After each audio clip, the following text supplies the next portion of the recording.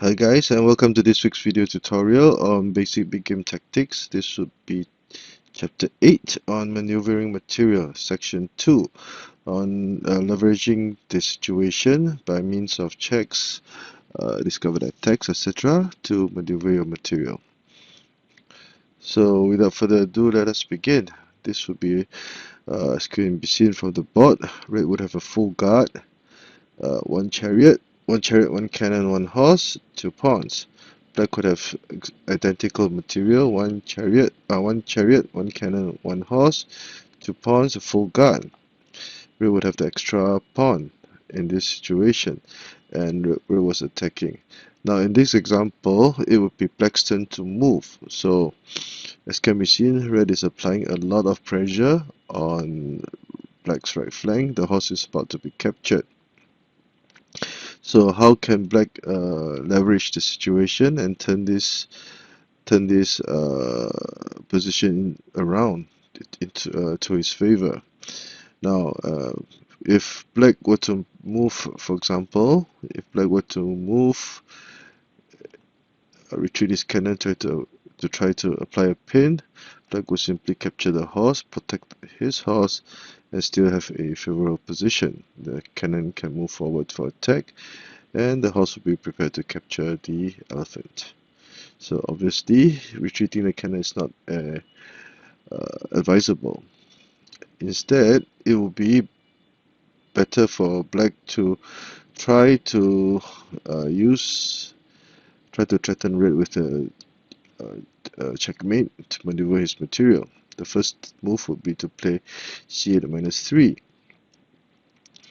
and red will capture the horse in this example. Now, this is actually, in hindsight, this would not be a good idea because the chariot will not be poorly positioned. So, but for the sake of discussion, we will be discussing red gaining material in this situation. After the cannon had retreated, he will now move to the central file, and suddenly red will now threaten to checkmate with the iron ball checkmate. The chariot would be a major concern.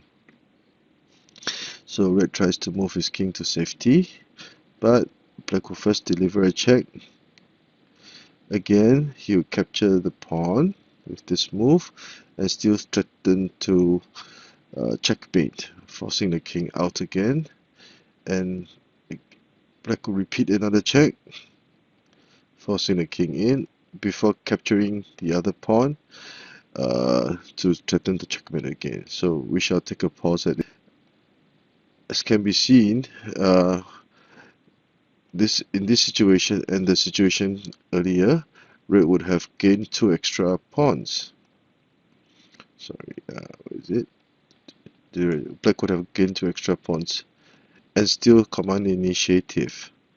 Now, and after threatening to checkmate, forcing the king out, black would claim back lost material. Now, this is done only within the 7 plies. At this point in time, not only would black have claimed back lost material, he will have the 2-pawn advantage, and most importantly, the red chariot and horse will now be poorly positioned. Now at this point in time, black would threaten to play c5 equals to 3 to form a cannon pin and thus gain material. So if red continued to play r7 plus 1, hoping to move his horse to safety, black will apply the cannon pin, and if say red tried to trade chariots, hoping to force a draw, black will always deliver a check, again making use of the situation. No matter where the king moved, red will lose the chariot and the game. It will be impossible for the horse to be able to force a draw in this situation. So as can in the book, this was the last move given. As can we see, if we were to compare the position over here and the original position, we can see that black had leveraged the situation to his advantage and gained a winning position. Now, in retrospect, as mentioned earlier, capturing the black horse was a bad idea because now the red chariot was closed, and it will not have any good intersections or lines to maneuver. So this is quite a stark contrast to compared to black's the positioning of black's material. So I hope you've enjoyed this short video. If you like the work that I've been doing, please do subscribe to my channel and give me a thumbs up. Thank you.